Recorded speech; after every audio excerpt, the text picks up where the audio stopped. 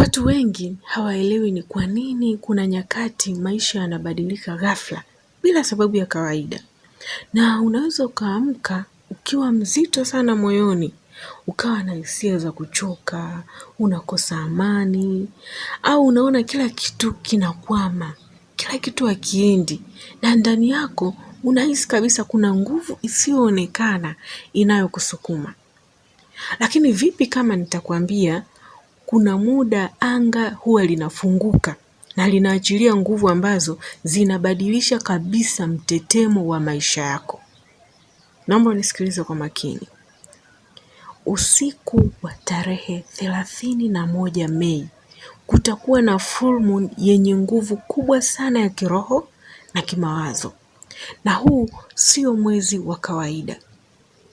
Katika sheria za ulimwengu, full moon huwa ni kilele cha nishati. Ni wakati ambapo hisia, mawazo na vibrations za ndani ya mwanadamu zinaongezeka maradufu. Na watu wengi huwa hawajui kwamba wakati huu wa full moon unaweza ukawa na mwanzo wa mafanikio au mwanzo wa machafuko. Yaani katika full moon watu wengi huwa wanaharibu na wengine huwa wanatengeneza bila kujua. Lakini wewe ambaye unapata ufahamu huu, wewe ambaye unapata uelewa wa full moon, tumia full moon kutengeneza, tumia full moon kujijenga. Katika video hii leo nitakufunulia siri nzito kuhusiana na full moon hii ya mwezi Mei, na nitakuonesha mambo muhimu ya kufanya ili uweze kuvutia utajiri, amani na fursa katika maisha. Na pia nitakuambia makosa ambayo watu wengi huwa wanafanya bila kujua na kujikuta wanaharibu kabisa nishati zao. Kipindi cha full moon ni kipindi cha kuwa makini sana. Na katikati ya video hii kuna siri moja nitakuambia ambayo inaweza ikakupa jibu ni kwa nini maisha yako hayasogei. Ni kwa nini umekuwa ukizunguka kwenye mzunguko wa vizuizi, kukataliwa, kucheleweshwa. Hayo yote utajua katika video hii. Kwa hiyo hakikisha hautoki mpaka mwisho wa video hii. Karibu sana. Hii ni Nguvu za Universe. Hapa hatujadili dini. Hapa tunajadili nishati. Full moon itaingia tarehe 31 Mei kuanzia mida ya saa 5:45 asubuhi. Na hii nguvu itadumu kwa muda wa siku 3. Kwa hiyo tarehe 31, tarehe 1 na tarehe 2. Hizi siku zote zitumie vizuri. Ni siku zenye nguvu isiyokuwa ya kawaida ya kiulimwengu. Na unaweza kuwa unajiuliza full moon ni nini au nishati ya full moon ni kitu gani? Katika ulimwengu wa nishati, full moon huwa inawakilisha kukamilika kwa mzunguko. Pale mwezi unapokuwa umejaa kabisa, yani tunapouona angani upo katika ukamilifu wake, maana yake umefikia kilele chake cha mwanga. Na tukija kiroho, huwa ni muda ambao mambo yaliyokuwa yamefichika yanaanza kuonekana wazi. Na ndio maana watu wengi katika kipindi hiki ukichunguza huwa wanajikuta wanakumbuka sana maumivu ya zamani. Wanakumbuka sana mambo ya zamani walioyapitia. Wengine wanakuta wanalia bila sababu, wengine wanapata hasira kali, na wengine wanapata uwazi mkubwa sana wa maisha yao. Na pia hata katika mahusiano, migogoro mingi huwa inaibuka katika kipindi hiki. Ni kwa sababu nishati za watu huwa zinakuwa juu sana. Hisia zinakuwa very sensitive. Unaongea na mtu dakika 2 anakukasirikia, unaongea na mtu dakika 2 umemuumiza, anaanza kulia. Yes, hiyo ndio nguvu ya full moon. Sasa unatakiwa kuwa nayo makini sana, na kuna namna ya kuitumia hii nguvu. Siri kubwa iko hapa. Full moon huwa inaangaza hata yale mambo ambayo yalikuwa yamejificha ndani ya ubongo wako, mambo ya zamani zaidi.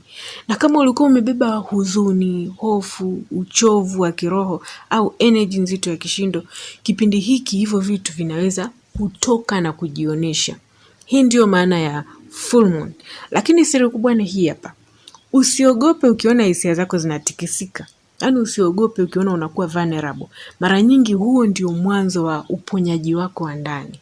Yaani ukiona hisia zinaibuka katika kipindi cha full moon, hapo sasa ndo ushikilie hapo hapo uanze kupata uponyaji wako. Naomba unisikilize kwa makini sana. Mwili wa mwanadamu umeumbwa kwa kiwango kikubwa sana na maji. Na mwezi huwa una nguvu juu ya maji ya dunia. Na ndio maana bahari huwa inabadilika kutokana na mwezi. Sasa fikiria, Kama mwezi unaweza kuyumbisha maji ya bahari, unafikiri unaweza kushindwa kuathiri hisia za mwanadamu? Hebu fikiria hilo. Sasa hapa ndipo watu wengi wanaanza kuhisi kuchoka kihisia, wanapata mawazo mengi, ndoto nzito au mabadiliko ya ghafla ya mood. Kwa sababu full moon huwa inatetemesha energy ya ndani ya mwanadamu. Na ukijua namna ya kuitumia vizuri, unaweza kuitumia kuachilia maumivu ya zamani na kuanza kuvuta energy mpya ya mafanikio. Sasa nakuja kwenye somo lenyewe la full moon. Kama ulikuwa umesimama, chukua kiti, kaa kabisa unisikilize kwa makini sana. Mambo ya kufanya usiku wa full moon. Usiku wa tarehe 31 Mei, chukua maji, weka kwenye ndoo ambayo huwa unaogea kila siku. Hayo maji yaache wazi. Weka mahali ambapo mwanga wa mwezi unaweza kufika. Yaache usiku kucha. Asubuhi pakikucha, yani kesho yake, nenda kaogea yale maji. Na unapooga usioge haraka, usioge kama umepewa sharti fulani, usioge kama unataka kutimiza ratiba fulani, kwamba kwa sababu nimeambiwa niogee haya maji basi na mimi naoga kama nilivyoambiwa. Tuliza akili yako, vuta pumzi pole pole, na ujiambie kutoka moyoni mwako, ninaachilia uzito wote uliokuwa unanirudisha nyuma. Hapa unaweza kujitamkia maneno yote, maneno yenye nguvu, maneno ya kuachilia, maneno ya ujasiri. Na jinsi maji yanavyoshuka mwilini mwako, amini kwamba hivyo ndivyo nguvu mbaya inavyoachana na mwili wako. Yaani ni muhimu na wewe uvibrate katika mtetemo wa kuachilia. Wakati unaoga, futa mawazo ya kwamba mimi ndo nimekuelekeza uoge kwa hiyo wewe unaoga. Fanya kile kitendo kutoka moyoni mwako. Watu wengi hizi spells ninazofundisha huwa hazifanyi kazi kwa sababu wao huwa wananiwaza mimi. Huwa wanafanya kwa kutimiza masharti kutoka kwa mtu fulani. Sasa leo nataka nirekebishe hili. Fanya hilo tendo kutoka moyoni mwako. Fanya ukiamini kwamba hiki kitu ninachokifanya nimeamua mimi mwenyewe kutoka moyoni mwangu na ninatetema katika huu mtetemo wa hii spell. Ukishaoga hayo maji, usijifute. Acha yakaukie yenyewe mwilini, kisha endelea na shughuli zako. Sahau kabisa hicho ulichokifanya. Universe itakushushia baraka zake. Kitu cha pili ambacho unaweza kufanya katika kipindi cha full moon ni kuandika mambo unayotaka kuachilia. Full moon ni muda mzuri sana wa kuachilia energy nzito au vitu ambavyo havikufai. Chukua karatasi, andika vitu vyote ambavyo umechoka kuvibeba moyoni mwako. Zile hofu, maumivu, kukataliwa, madeni, watu ambao wanakurudisha nyuma, marafiki sumu au mawazo ya kujidharau. Andika vyote katika karatasi, kisha ichane au ichome moto, kisha peperusha yale majivu angani. Na unavyopeperusha angani, amini kutoka ndani yako kwamba sasa umeanza mwanzo mpya na mtetemo wako wa ndani unatetema katika hali ya kuachilia. Yaani amini kabisa kutoka moyoni mwako kwamba hivi vitu nimeviachilia, sitaki kuvikumbuka tena, na uachia ulimwengu ukapambane na hivi vitu. Utajisikia wepesi mkubwa sana. Utajisikia unafuu mkubwa sana kutoka ndani yako. Na pia kitu kingine ambacho unaweza kufanya katika full moon ni moon water manifestation. Chukua maji safi kwenye chombo cha kioo. Inaweza ikawa ni chupa, either chupa ya soda au kichupa chochote kile ambacho kipo tupu na kina mfuniko lakini kina asili ya material ya kioo. Chukua maji safi, yaweke. Halafu kile chombo nenda kaweke sehemu ambayo mwanga wa mwezi unaweza kuyafikia muda wa usiku. Unaweza kaweka hata dirishani, yani sehemu yoyote ile, dirishani, nje, inategemeana na mazingira yako vipi. Halafu ikifika asubuhi, kunywa yale maji ukiwa mtulivu. Na wakati unakunywa, weka nia njema ndani yako. Usinywe tu kama maji ya kawaida. Kunywa ukiwa na intention kichwani kwako. Kisha tamka haya maneno: ninakaribisha amani, afya, mafanikio na wingi wa pesa kwenye maisha yangu. Nguvu kubwa hapa sio maji peke yake, ni intention unayoweka ndani yako. Yale maji yanakwenda kuamplify hiyo nia yako, yanakwenda kuipa nguvu hiyo nia yako. Kwa hiyo kitu cha kwanza unachotakiwa kuwa nacho ni nia kutoka ndani yako, ni mtetemo ambao ni positive kutoka ndani yako. Sasa huo mtetemo ambao upo ndani yako unakwenda kupewa nguvu na hayo maji. Sisi tunaelewana? Usiamini kwamba hayo maji yenyewe ndio muujiza, bali ule mtetemo unaokuwa ndani yako unakwenda kupewa nguvu zaidi na hayo maji. Na pia katika full moon kuna mambo ambayo unatakiwa kuepuka kabisa. Kitu cha kwanza, epuka hasira na malalamiko. Full moon kama tulivyosema huwa inaongeza nguvu ya hisia.